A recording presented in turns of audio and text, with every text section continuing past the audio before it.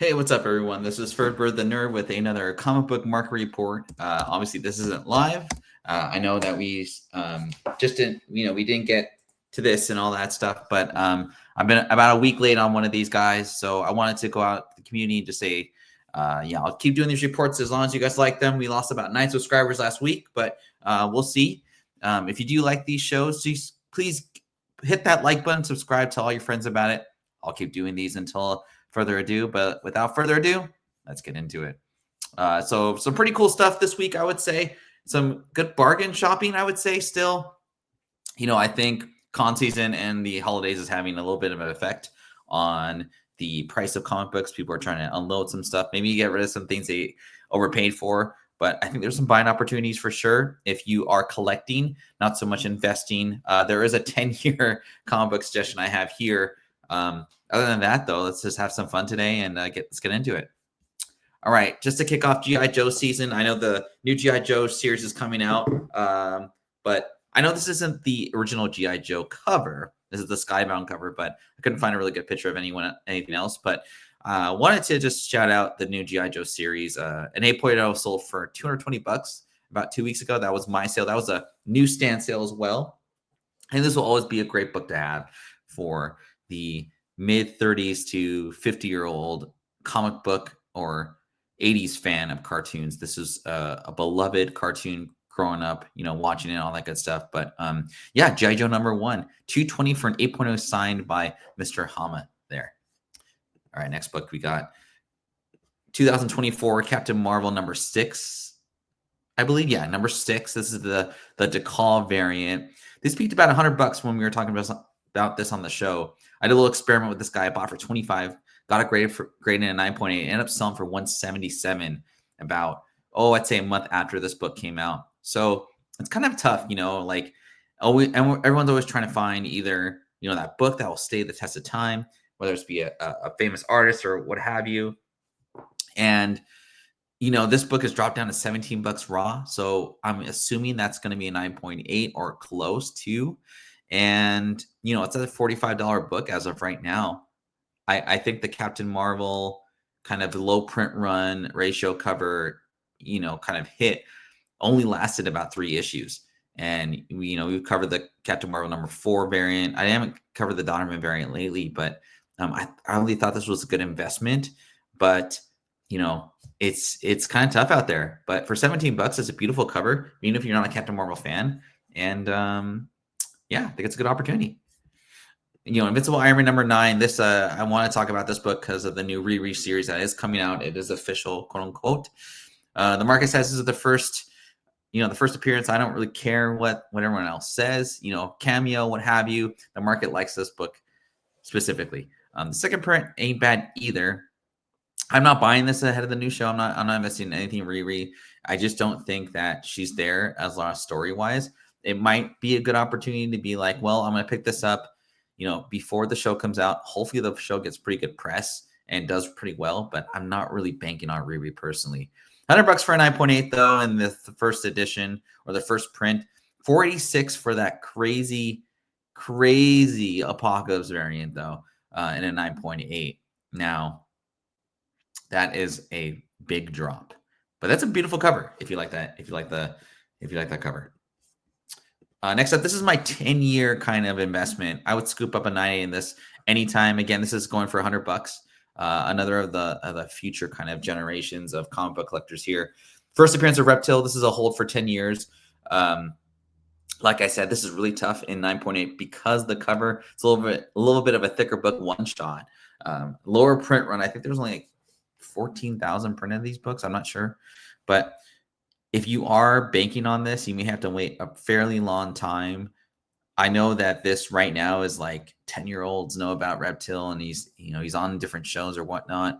The first solo series didn't do very well. I have a few of those books as well, but I think this is the book to get if you are willing to hold on to this long term. I don't know what's going to happen to Reptile in the near future, but I know the potential is in 10 years from now. But $100 today might be worth $250 in 10 years. Who knows? Oops, going backwards. Star Wars The Force Awakens. Now, this was I think the best book of the Force Awakens era, if you want to call it.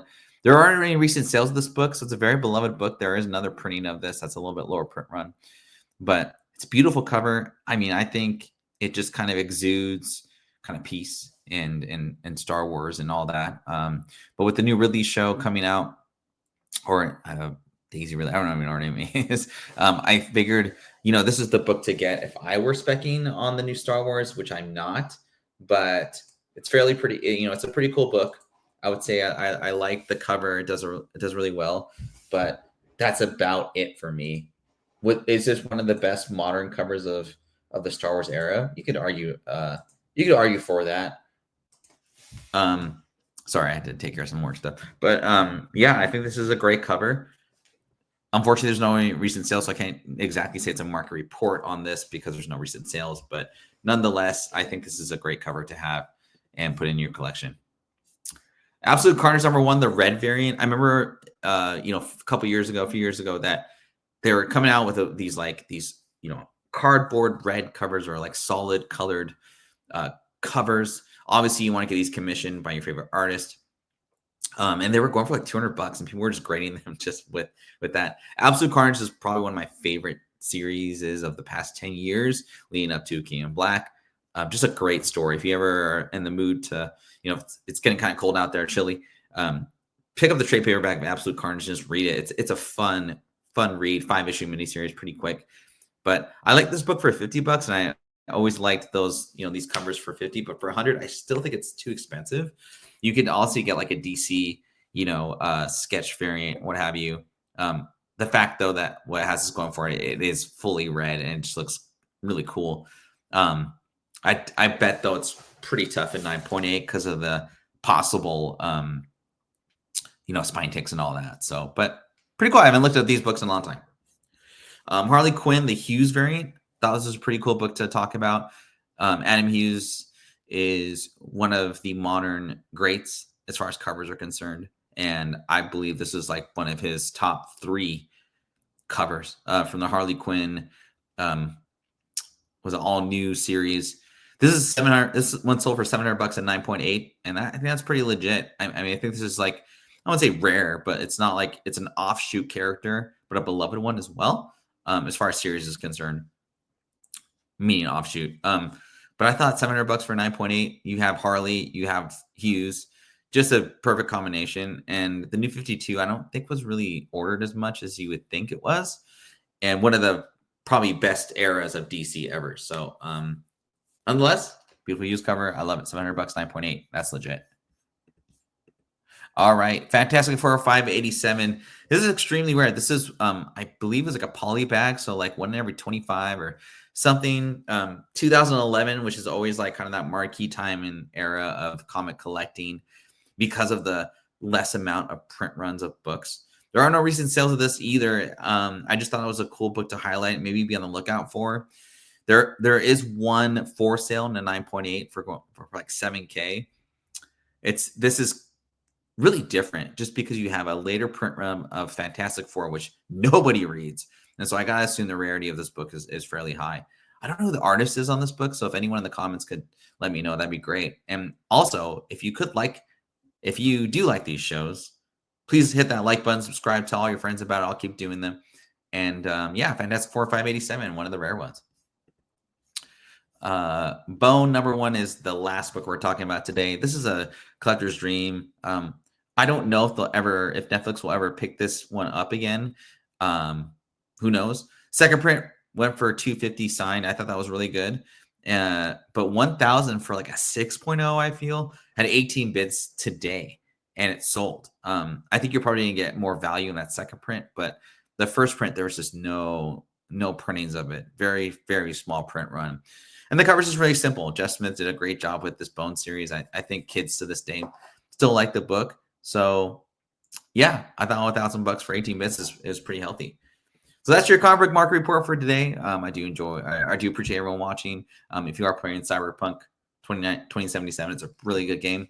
But you all have a great day. We'll see you next time and take care.